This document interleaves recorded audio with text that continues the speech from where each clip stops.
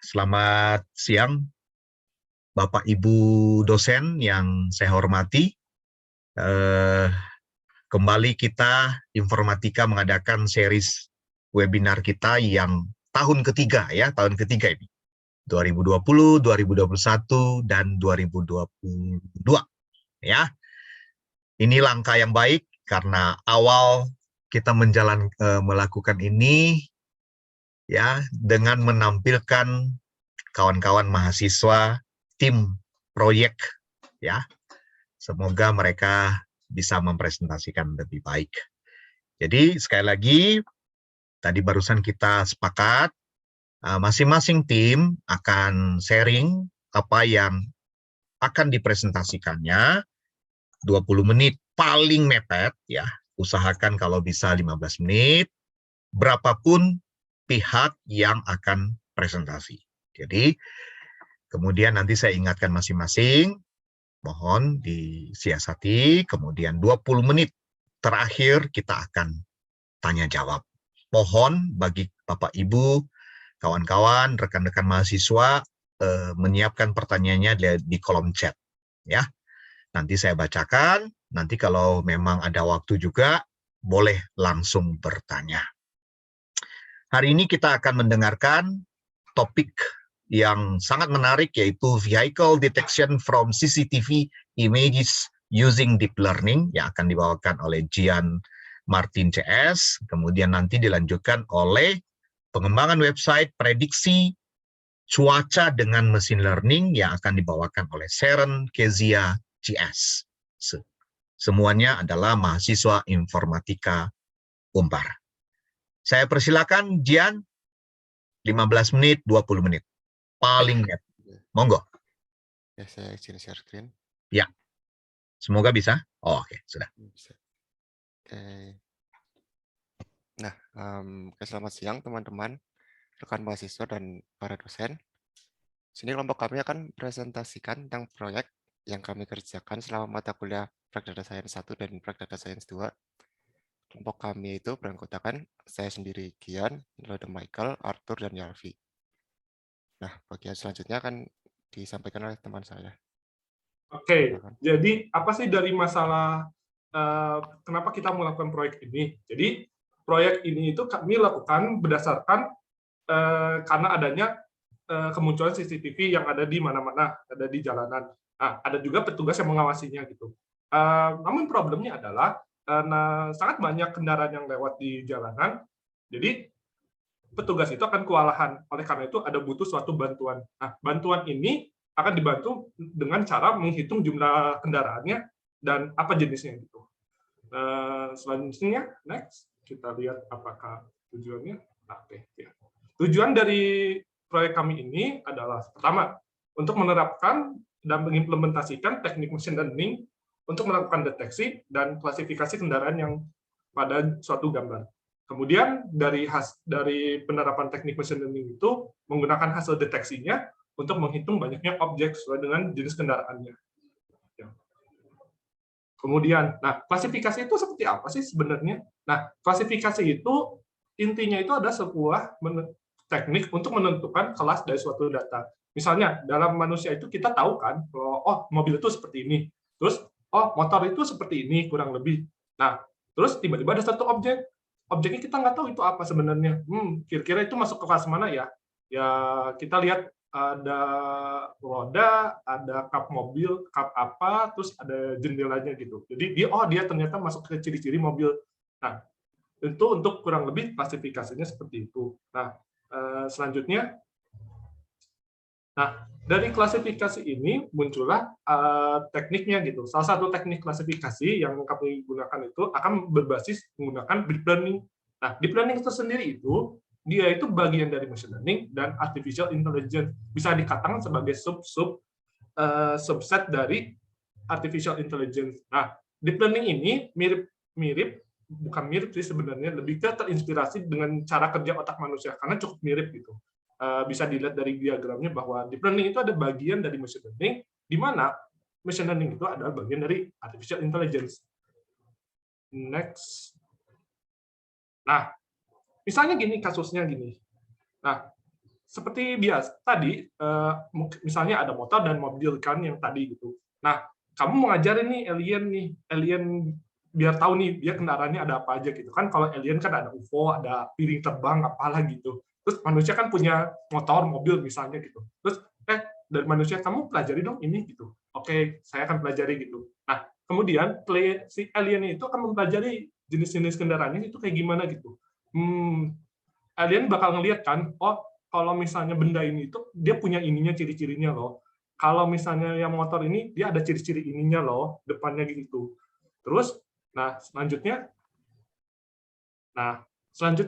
alien itu kemudian kayak dites lagi gitu, kayak dicoba-coba gitu. Kalau misalnya dikasih gambar seperti ini, kira-kira kayak gimana ya? Aliennya mikir, kalau yang pertama itu motor ya, tapi yang bawahnya itu, terus yang bawah mobil, terus yang bawahnya lagi motor ya. Terus habis itu dites kan sama manusianya gitu.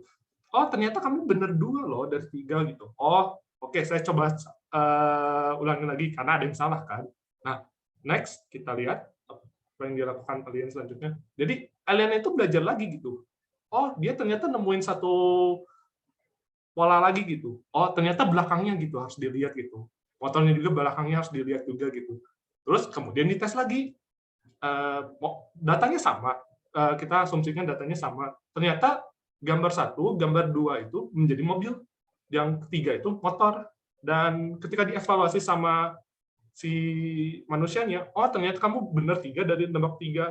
Nah, dari sinilah ini kurang lebih cara kerja dari deep learning. Dan kalian juga perlu diketahui bahwa dalam teknik di data science sendiri, nah ada yang disebut dengan train. Nah, train itu tadi yang buat untuk belajar gitu. Jadi alien itu mempelajari kayak gimana polanya gitu untuk data-datanya itu. Gimana ya untuk melatih si aliennya gitu, biar dia bisa tahu gitu. Kira-kira kayak gimana sih polanya gitu. Nah, kemudian yang pada yang alien dites kembali ini disebut juga dengan kata tes, yaitu suatu data yang digunakan untuk menghitung kualitas model.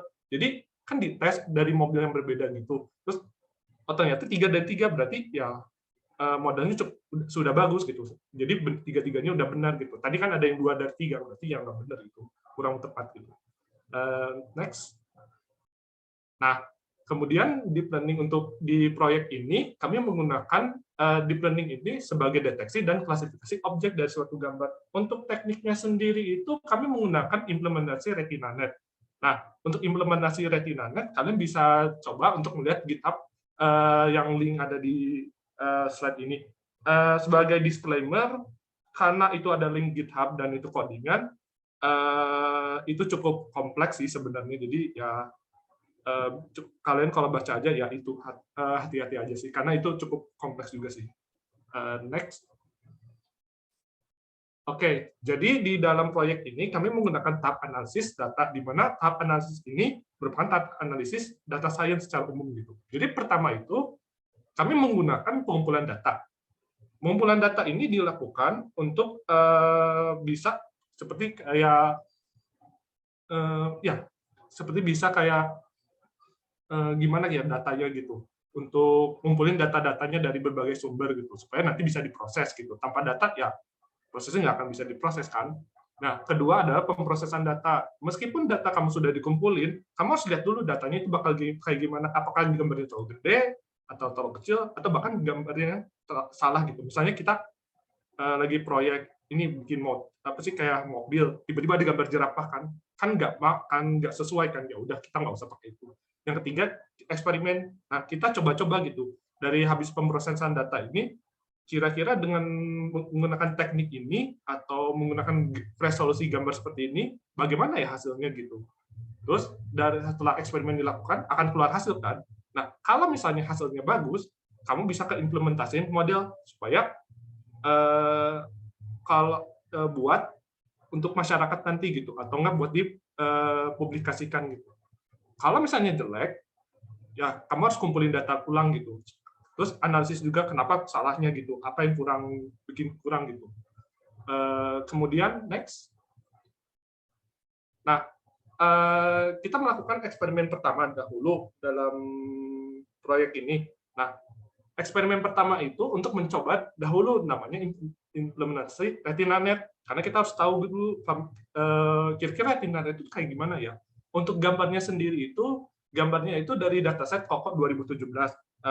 Saya akan jelaskan di slide selanjutnya apa itu COCO 2017. Nah, COCO 2017 itu intinya itu dia memiliki properti gambar dan anotasi. Gambar itu jelas adalah gambar gitu. Gambar ya, gambar gitu. Dia memiliki objek-objek tertentunya gitu. Kemudian anotasi itu ada dua. Satu itu ada koordinat dan satu lagi adalah kelas. Koordinat itu adalah ada suatu angka, deretan angka di mana dia itu menunjukkan posisi dari suatu objek tertentu gitu. Nah, untuk kelasnya itu ya objeknya itu apa gitu. Nah, misalnya gini, pertama itu di anotasi yang pertama yang 0,54, 0,13, 0,98, dan 0,33 itu adalah posisi suatu objek di mana kelasnya itu adalah kelas motorcycle. Nah, itu untuk COCO 2017 kurang lebih seperti itu. Selanjutnya, nah kita kan sudah coba kan, oh kira-kira kita mau coba implementasi RetinaNet gimana. Nah, sekarang kita coba gimana hasilnya eksperimennya. Ternyata hasil eksperimen itu tidak bagus. Mengapa? Satu, banyak yang terlewat. Coba kalian lihat deh di gambar yang sudah tertera di slide itu. Angkot itu ada angkot tapi tidak terdeteksi. Ada mobil sebelahnya tidak terdeteksi. Mobil belakangnya tidak terdeteksi. Motor tidak terdeteksi. Terus ada label yang tidak sesuai tujuan.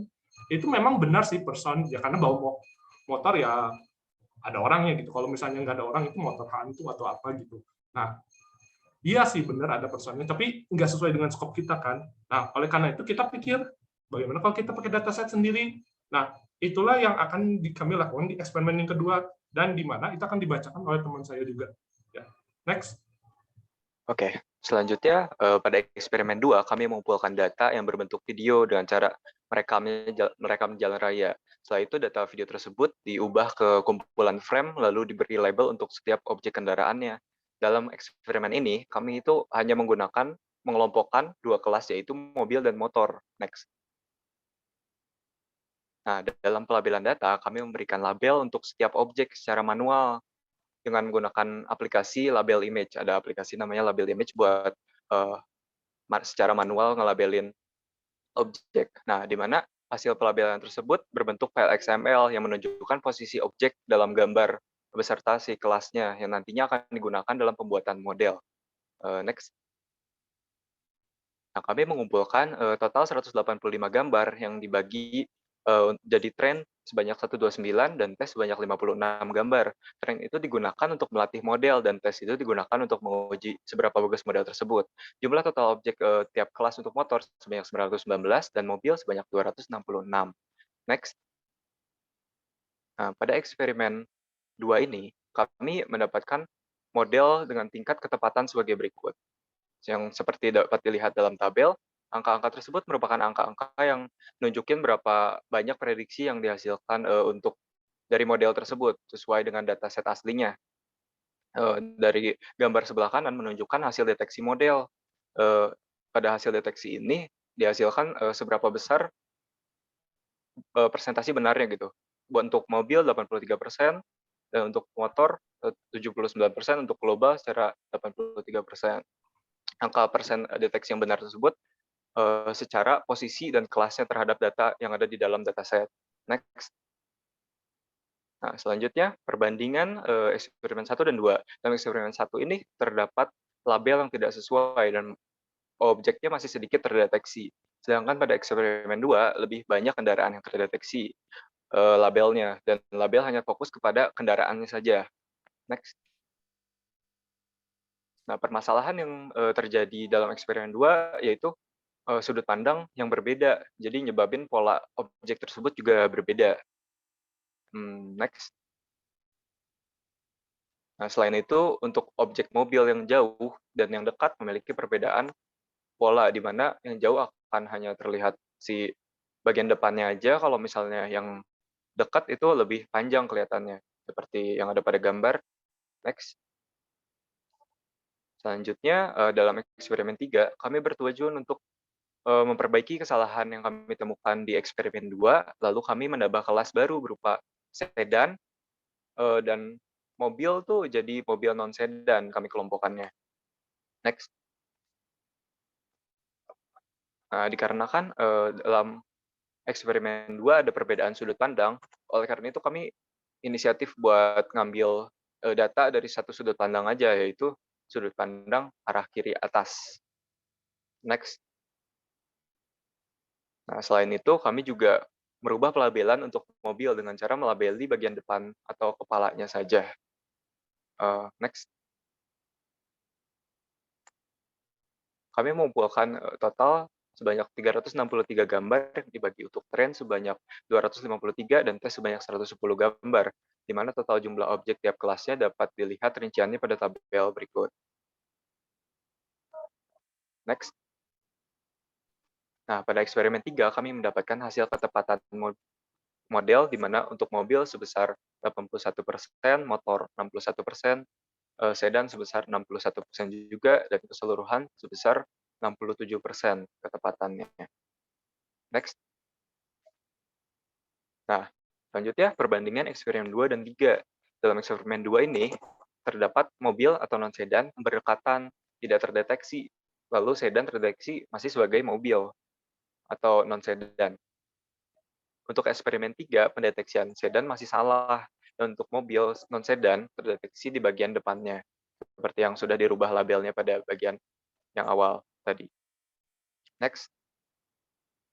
Nah, pada eksperimen 3 ini, objek kendaraan masih kurang banyak dalam dataset.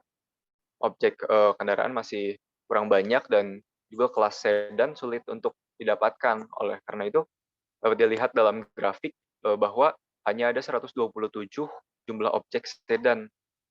Kami berinisiatif jadi buat aja data sintetis gitu buat nambah jumlah objek kelas agar tidak terlalu jauh dengan objek kelas lainnya.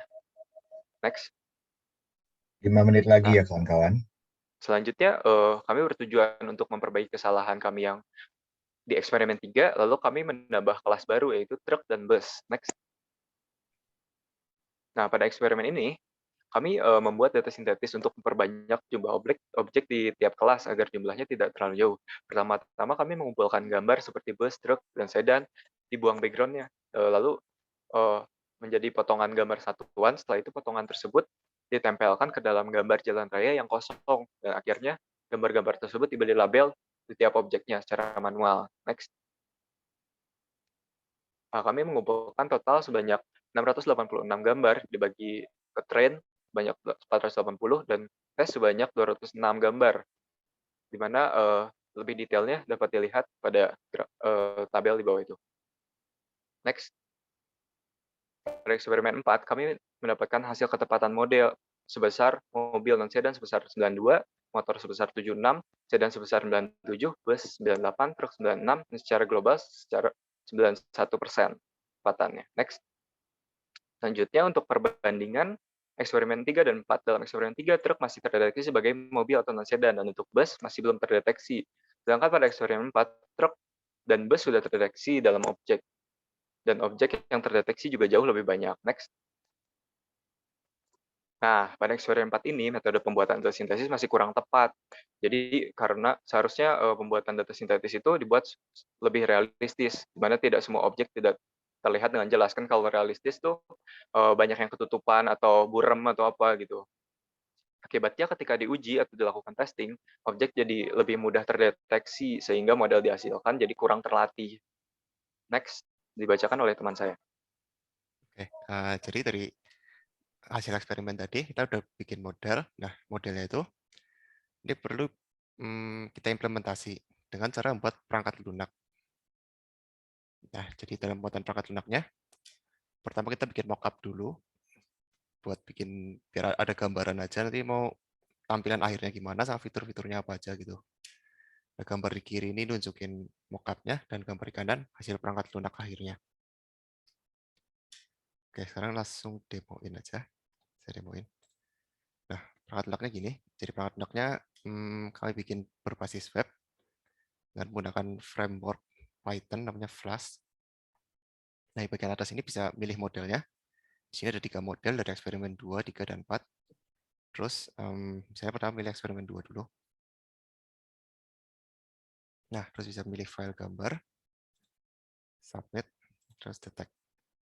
Terus di bagian bawah sini, ini ada filter buat nentuin minimum confidence level-nya. Jadi, nah dari hasil deteksi ini kan ada angka di sebelah kanan kelasnya. Ini nunjukin confidence yang dimana semakin tinggi nilainya berarti program itu semakin yakin terhadap deteksinya ini. Nah ini filternya kalau mobil motor 0,7 berarti kalau confidence-nya di bawah 0,7 nggak ditampilin. Jadi yang ditampilin bakal yang bagus-bagus saja gitu. Nah sekarang bisa diganti modelnya. Sekarang model eksperimen 3. Pakai gambar yang sama nanti hasil deteksinya beda. Nah kayak ini. Yang tadi sebelumnya ini nggak kedeteksi, sekarang deteksi jadi mobil. Terus yang mobil depan ini juga tadinya nggak kedeteksi, sekarang kedeteksi. Tapi kedeteksi jadi 2, jadi mobil iya sama jadi sedan juga. Mungkin karena ini mobil bagian depannya mirip sedan. Terus sekarang coba pakai eksperimen yang keempat.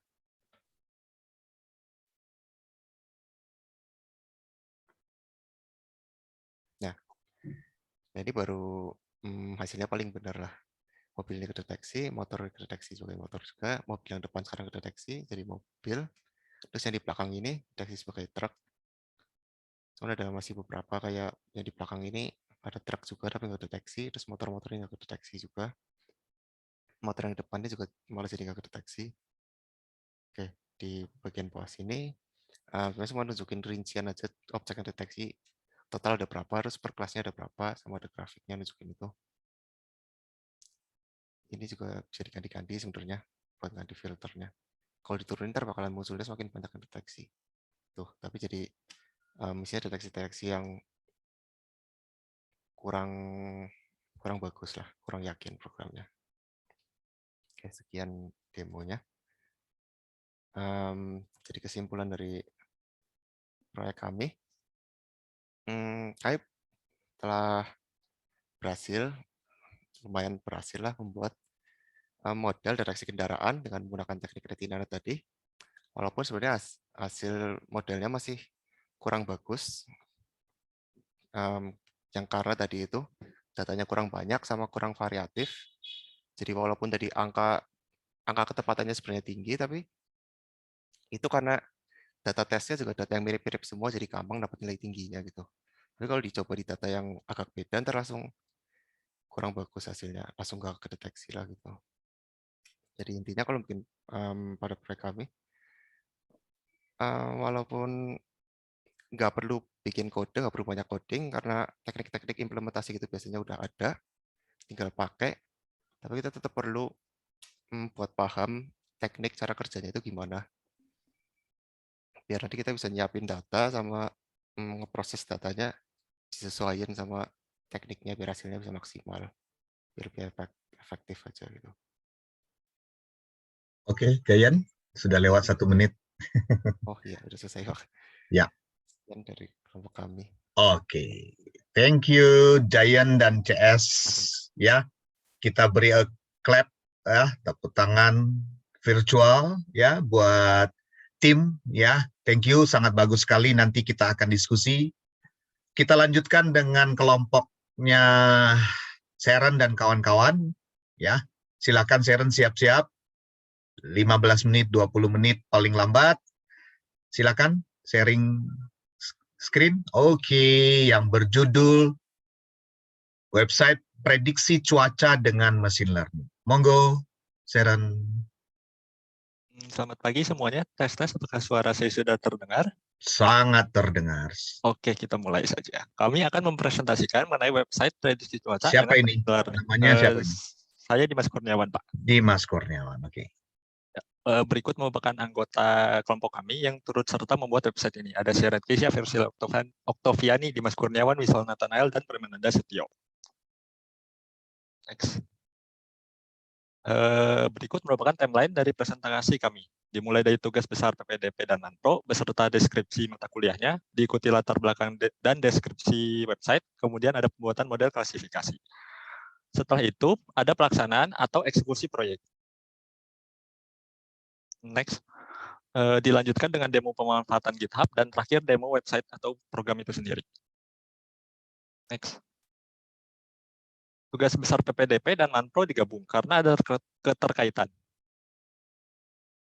Manajemen proyek atau yang biasa disingkat sebagai Manpro. Manpro ini mempelajari cara memanajemen sebuah proyek, mulai dari perencanaan, penjadwalan, komunikasi, dan kerjasama dalam tim. Tugasnya yaitu membuat website informasi dan prediksi cuaca. Pengantar penambahan data dengan Python, atau yang disingkat sebagai PPDP. PPDP ini mempelajari tahapan analisis data beserta teknik-tekniknya. Tugas besar PPDP yaitu membuat model klasifikasi untuk prediksi cuaca. Karena ada keterkaitan tersebut, maka kedua tugasnya digabung. Next.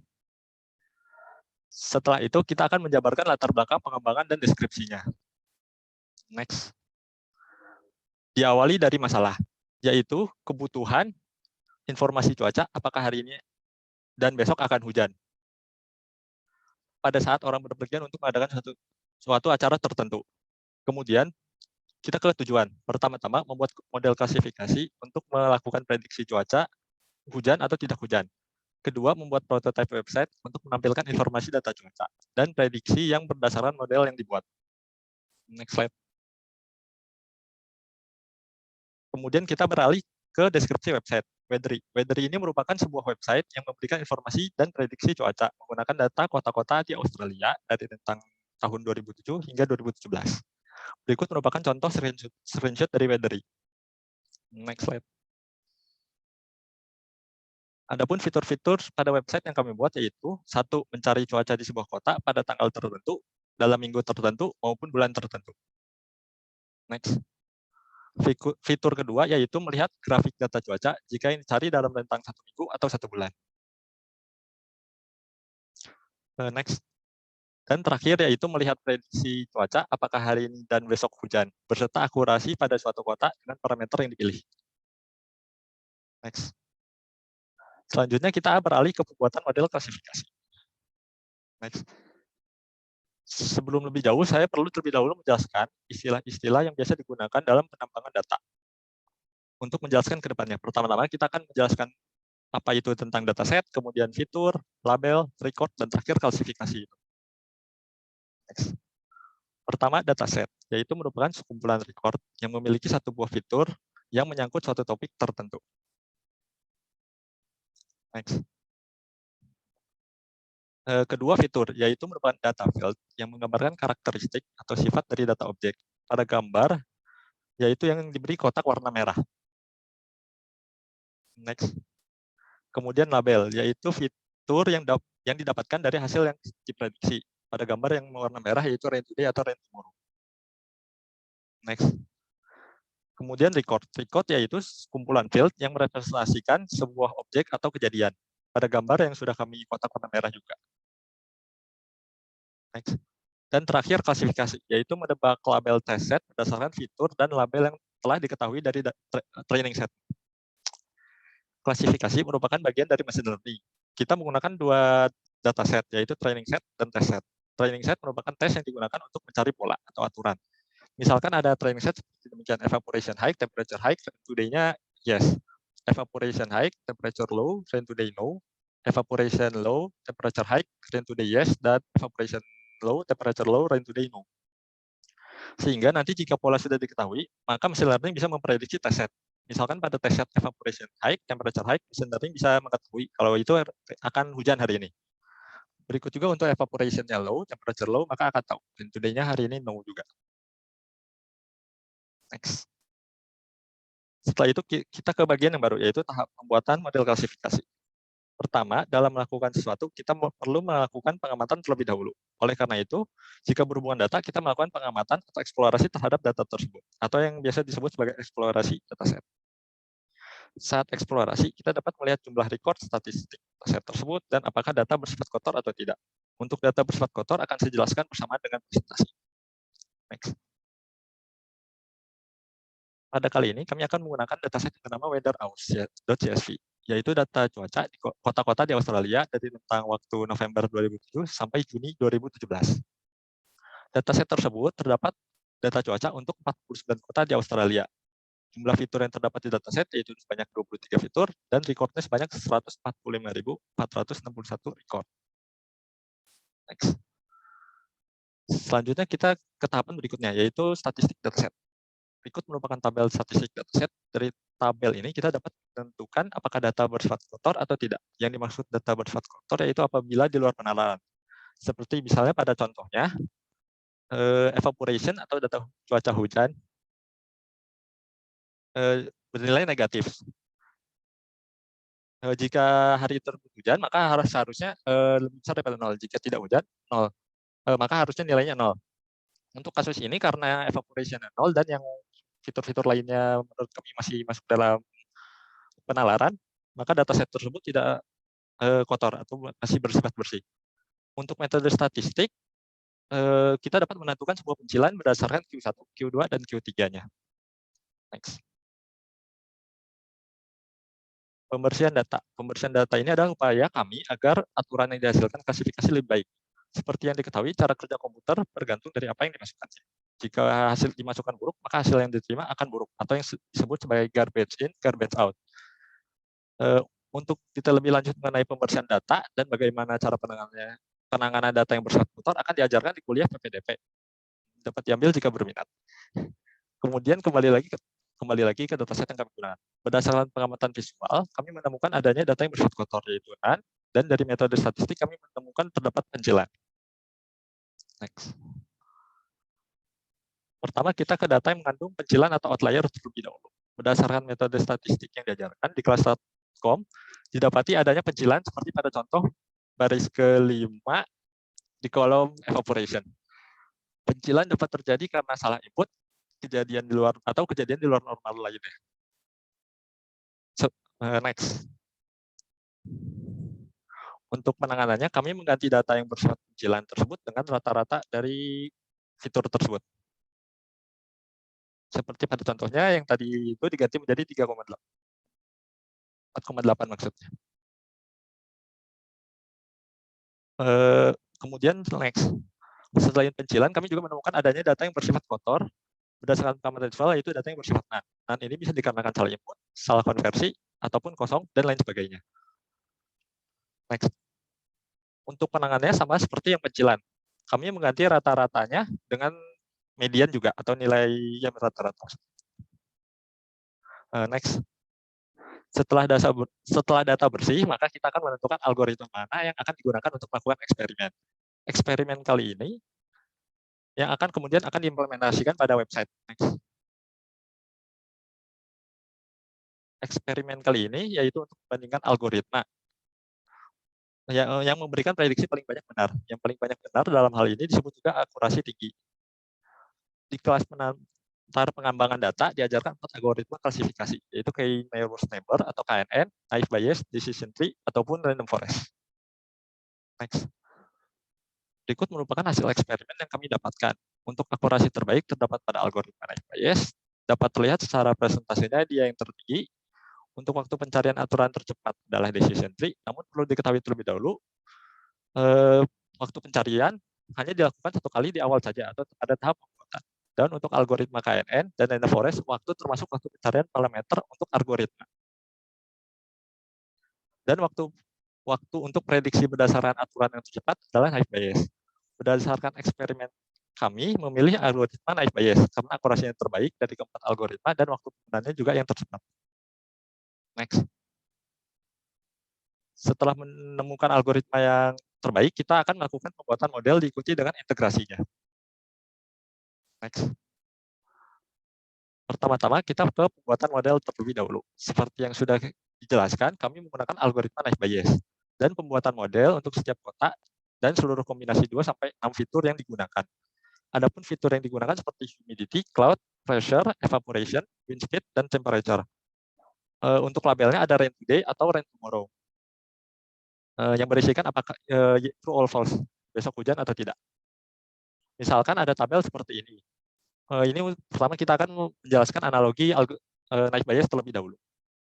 Ada tabel seperti demikian. Untuk next. Untuk yang rain today yes, kita dapat melihat evaporation high terdapat 4 dari 5 data. Dan untuk evaporation low terdapat 1 dari 5 data. Dapat disimpulkan kalau evaporation hari ini high, maka kemungkinan akan hujan. Sedangkan untuk rain today no, Untuk yang evaporation high terdapat 2 dari 5 data dan evaporation low terdapat 3 dari 5 data. Dari hal ini dapat disimpulkan kalau hari ini evaporation-nya low, maka kemungkinan hari ini tidak akan hujan. Next. Kemudian dilanjutkan dengan integrasi model pada website. Next. Pertama-tama, user di web server memasukkan data cuaca sebagai gambaran yang ada di sebelah kiri. Kemudian, web server akan mengirimkan kotak dan fitur yang digunakan oleh user ke prediktor untuk dilakukan prediksi. Di prediktor mencari model dari kota yang fitur apa saja yang digunakan. Setelah prediktor menerima model yang tadi, prediktor melakukan prediksi berdasarkan input yang dimasukkan oleh pengguna. Dan setelah itu mengembalikan hasil prediksi ke web server. Dan oleh user akan terlihat yang seperti yang gambar di sebelah kanan. Next. Selanjutnya akan dilanjutkan oleh rekan saya. Baik, selanjutnya saya akan membahas mengenai pelaksanaan dan eksekusi proyek. Namun sebelumnya saya akan menjelaskan terlebih dahulu cara singkat apa itu proyek. Jadi proyek adalah suatu pekerjaan yang terdiri dari beberapa modul. Contohnya modul perancangan tampilan website, modul pembuatan tampilan website, pembuatan modul prediksi, dan modul integrasi kode.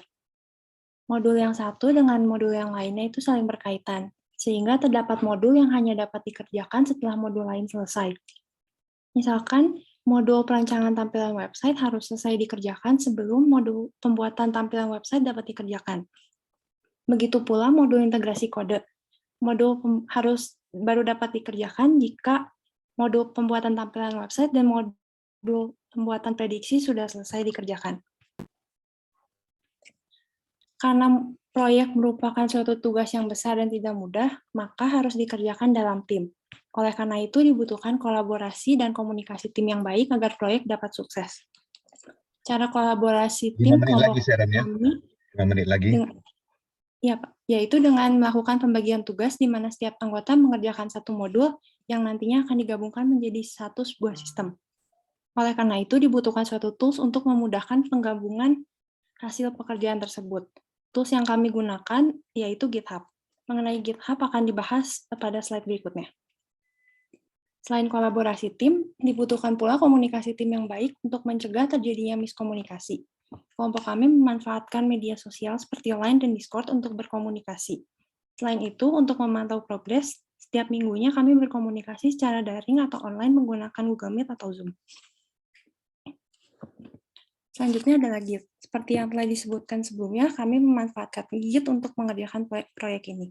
Git biasa dikenal dengan VCS atau Version Control System, yang fungsinya adalah untuk mencatat setiap perubahan pada file.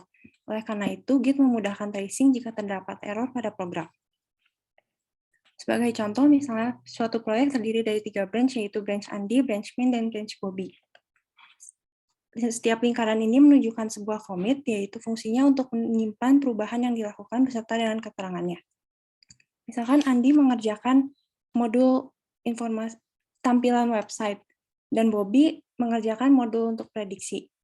Mereka masing-masing mengerjakan pada branch-nya. Setelah keduanya selesai, maka akan digabungkan menjadi satu sebuah sistem. Selanjutnya GitHub. GitHub merupakan salah satu layanan penyedia jasa Git yang banyak digunakan karena tampilannya yang menarik dan mudah dipahami. Selanjutnya saya akan mendemokan pemanfaatan GitHub dalam kelompok kami. Ini merupakan GitHub yang kami gunakan. Di sini terdapat satu branch main dan branch lain untuk setiap anggotanya. Ini merupakan history commit yang kelompok kami. Di sini juga dapat dilihat, misalkan commit update main prediction navbar yang di-commit oleh Sharon pada tanggal 30 Desember tahun 2021. Dapat dilihat juga file mana yang diubah, yaitu mainPrediction.php, dan kode mana yang dilakukan perubahan, yaitu dengan menghilangkan kelas aktif pada baris ke-36 dan menambahkannya pada baris ke-37. Selanjutnya, saya akan mendemokan website kami, yaitu Weathery. Jadi ini merupakan halaman home Weathery. Weathery terdiri dari 2 fitur utama, yaitu fitur untuk menampilkan informasi cuaca. Dan yang kedua adalah fitur untuk memprediksi cuaca. Pertama, saya akan mendemokan fitur untuk menampilkan informasi cuaca. Pertama-tama di sini user akan diminta untuk memasukkan lokasi yang ingin dicari, misalnya Albury. Kemudian user juga akan diminta untuk memilih rentang waktu yang diinginkan, misalnya untuk one day, dipilih untuk tanggal 16 Desember 2008. Maka akan ditampilkan data cuaca untuk pagi hari dan sore hari seperti suhu rendah dan suhu tertinggi, cloud rainfall, dan parameter lainnya. Misalnya untuk weekly, user memilih rentang waktu 9 Desember hingga 15 Desember 2008. Jika diklik search, maka akan ditampilkan rata-rata cuaca untuk minggu tersebut. Untuk lebih detailnya dapat menekan day to day, maka akan ditampilkan data per harinya. Selain itu, user juga dapat melihat informasi berupa grafik untuk parameter rainfall, temperatur minimum maksimum, sunshine, dan evaporation. Yang terakhir adalah untuk monthly. Di sini user akan diminta untuk memasukkan bulan dan tahun yang diinginkan. Bahkan Desember 2008, sama seperti weekly, di sini juga akan ditampilkan rata-rata cuaca per bulannya, informasi lebih detailnya dalam satu bulan tersebut, dan informasi berupa grafik. Fitur yang terakhir adalah prediksi. Pertama, user akan diminta juga untuk memilih kota yang diinginkan. Kemudian, akan diminta untuk memilih parameter yang diinginkan. Misalkan kita memilih morning humidity dengan memasukkan parameter sembarang. Kemudian morning pressure dengan parameter 9. Dan evaporation 14. Terakhir morning cloud. Misalkan kita ingin menghilangkan parameter morning cloud, maka dapat ditekan tombol reverse. Jika parameter yang diinginkan sudah sesuai, maka kita dapat memprediksi dengan menekan tombol proses.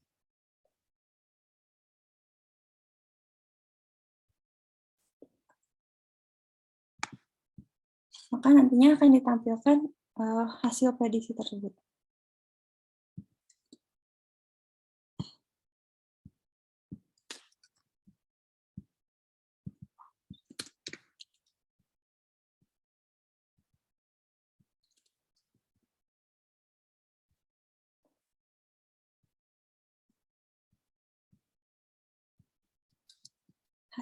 Ini merupakan hasil prediksi yang ditampilkan di mana hari ini, yaitu tanggal 4 Maret 2022, tidak hujan, dengan akurasi 83,88%, dan prediksi untuk hari besok, yaitu tanggal 5 Maret 2022, yaitu hujan, dengan akurasi 81,14%. Sekian presentasi dari kami, terima kasih. Oke. Kita beri aplaus kepada Sharon dan tim. Ya, terima kasih Sharon, ya sangat bagus presentasinya, software yang jadinya juga buat Giant dan kawan-kawan. Nah, sekarang diberi kesempatan kepada kita untuk bertanya. Saya belum melihat ada pertanyaan di chat. Oh, ada. Oke. Ya, ada sebuah pertanyaan untuk Jian. Ya, maaf, Giant. Izin bertanya, penasaran ya? Boleh ya, Jian? Boleh, Pak. Untuk di-train modelnya dilakukan berapa lama? Mungkin berapa epoch atau sudah ada pre-train modelnya? Juga ingin bertanya, di mana dilakukan train? Di lokal atau platform apa? Yuk, silakan, Jian. Ada epochnya, jadi buat eksperimen keempat itu, kalau nggak salah kita pakai 50 epoch, terus sekitar setiap epochnya makan waktu sekitar 2 menit gitu. Jadi trainnya di komputer lokal, pakai komputer sendiri, pakai laptop saya.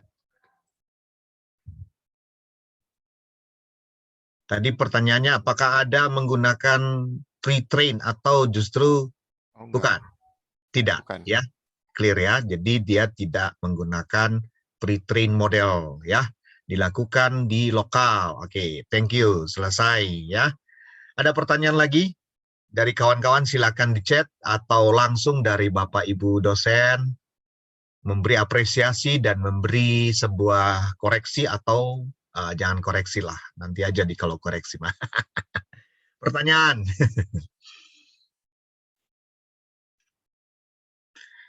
Ada? Silakan buat Sharon dan tim dan Jian dan tim ya. Ini sebuah hasil yang baik bagi kawan-kawan angkatan baru juga. Inilah informatika ya. Anda akan mampu membuat seperti ini ya. Monggo, silakan. Sambil menunggu saya mau bertanya kepada Jian ya dan kawan-kawan ya. Itu tadi saya lihat ada yang nempel-nempel ya, truk atau bus yang melayang gitu ya. Pengaruhnya enggak, Jian? Michael tadi yang menunjukkannya ya, ada pengaruhnya enggak? Jadi karena tidak ada sampel atau tidak ada dataset ya taruh mobil-mobil kendaraan tapi tampak seperti tidak berada di aspal gitu, tapi beradanya di atas gitu. Ada Iya, Pak, pengaruhnya enggak, ngambang. Michael? Lebih ke ininya sih, Pak. Mungkin ada dikit kali, Pak. Pengaruhnya. Pengaruhnya Tapi ya. lebih ke ini sih, Pak. Lebih ke apa namanya? Kan itu datanya itu benar-benar polos ya, polosan gitu. Nggak ada kayak noise-nya kayak gitu. Jadi itu yang ngebikin gampang dideteksi gitu, Pak. Jadi lebih tinggi akurasinya Ya, jadinya ya. benar. Ya, benar. Karena waktu kalian mengambil dari lapangan ada noise. Iya, kalau dari lapangan tuh ada kayak burem, terus ada kayak ketutupan apa gitu. I see. Sedangkan data sintetis kita terlalu mulus gitu, Pak. Terlalu canggih. Iya, terlalu canggih dan cantik. Oke, berarti pengaruhnya di situ ya. Oke, jadi itu sebuah realita dan kejujuran. Iya, Oke. Pak. Yang lain silakan sambil menunggu. Oke, untuk Sharon nih, biar fair lah ya, biar adil. Untuk Sharon, nanti masa tidak ditanyain Pak Kelly. Sharon, bagian terakhir tadi kalian itu prediksi, itu sebenarnya finalnya ya? Benarkah? Atau termasuk fitur yang lain? Kalau yang lain kan menampilkan repository ya, tapi yang terakhir tadi kan prediksi ya. Itu yang sebenarnya yang kalian lakukan ya, artinya ujungnya gitu. Benarkah, Sharon dan kawan-kawan? Betul, Pak. Betul ya, jadi menggunakan yang tadi machine learning-nya. Dengan mengentry berbagai parameter gitu ya. Iya, Pak. Oke, sementara yang bagian data repository tadi itu kalian ambil dari mana? Langsung dari database-nya, Pak. Database lokal atau database punyanya siapa yang punya di internet atau lokal, Pak. Kalian punya sendiri? Di entry? Iya. Di entry di dari upload. saya. Di upload ya. Ya. Oke. Jadi sudah ada ya. Tapi dari mana tuh dapatnya? Data dari sumber apa? Langsung dikasih sama Bu Vero sih, Pak. Oh gitu, jangan itu. Tapi maksudnya itu sumber datanya dari mana? BMKG kah? AccuWeather kah? Pasti dikasih Bu Vero karena kan dia belum tahu. Tapi maksud saya kalian harus tahu itu sumber datanya dari mana. Oh, itu kurang tahu sih, Pak. Kurang tahu ya. Oke ya. Jadi tadi saya lihat ada akurasi. Nah, ketika kamu Sharon ya, tadi ada lihat not raining is today. Today is not raining gitu ya. Benar juga ya, nggak raining hari ini ya. Apakah memang itu benarkah? Sharon? Nggak hujan memang hari ini di tempat saya tapi. Iya, Pak. Benar ya, artinya sesuai kenyataannya. Dan besok berharap hujan ya. Terprediksi hujan. Kita coba uji coba ya besok ya kawan-kawan. Ini kira-kira kamu memprediksi itu di wilayah mana, Sharon? Itu untuk yang di data di Australia, Pak. Jadi bukan sesuai. Australia, oke. Tapi kebetulan sama dengan di Indonesia dekat rumah saya ya. Oke kawan-kawan, ada lagi Bapak Ibu, ini masih ada sedikit lagi waktu, 5 menit. Kalau ada pertanyaan silakan langsung seperti saya, kalau enggak saya bertanya terus. Monggo Bapak Ibu, Bu Mariska, Bu Fania, saya lihat tadi ada. Saya izin bertanya, Pak. Oke, Pak Chandra. Oke, untuk para kelompok mahasiswa ini saya ucapkan selamat ya, kalian sudah membuat sesuatu yang bagus. Paling saya mau bertanyanya adalah, apa kesulitan terbesar yang kalian hadapi dalam bermain hal yang seperti ini gitu. Terima kasih.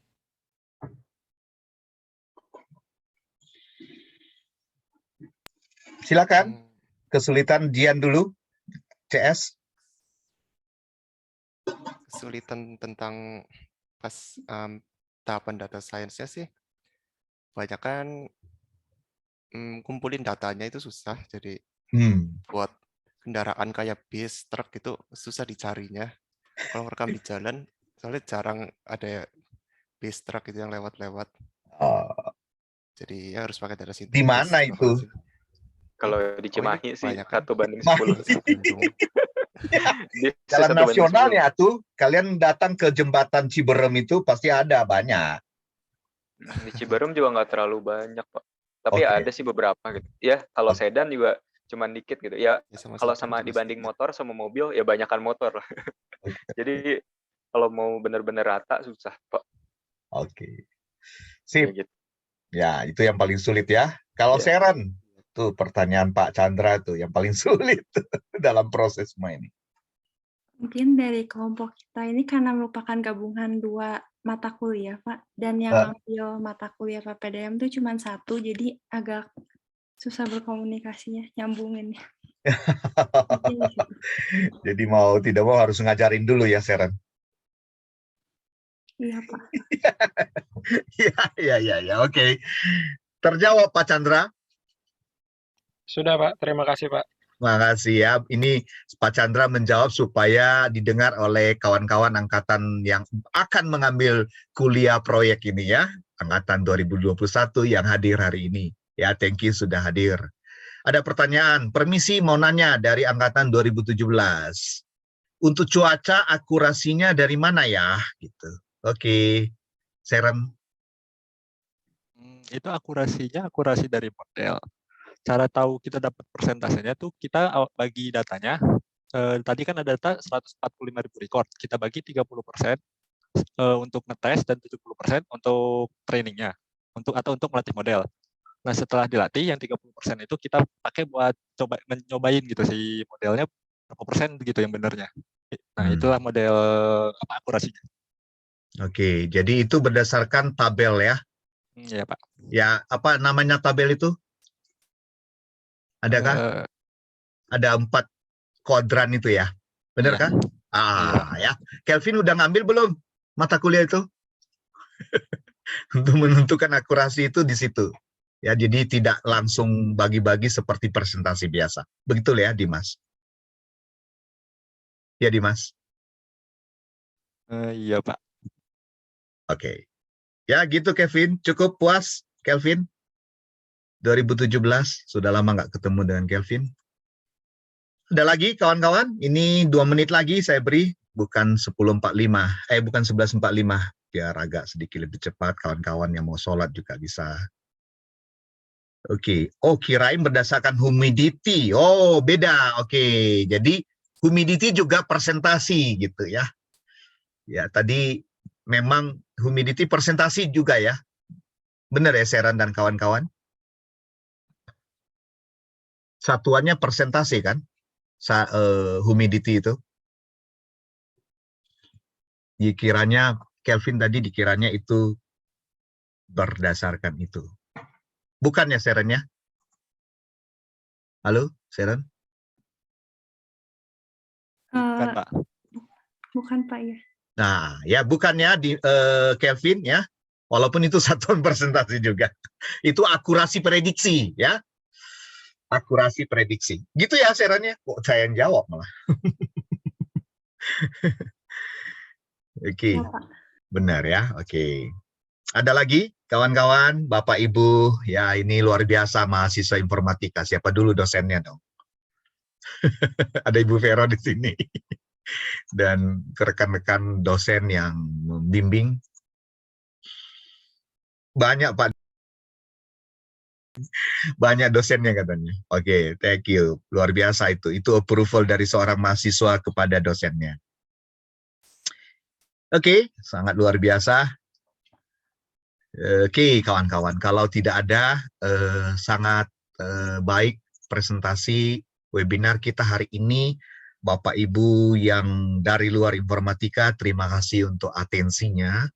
Ya, sekali lagi ini seri kami yang tahun ketiga, ya akan dibuat lagi terus-menerus, dan awalnya dimulai dengan presentasi produk-produk mahasiswa yang luar biasa yang sudah dikerjakan dengan begitu baik dalam tim. Semoga itu dijalankan ya, dikerjakan terus. Oke, ada titipan pesan Bu Mariska, monggo.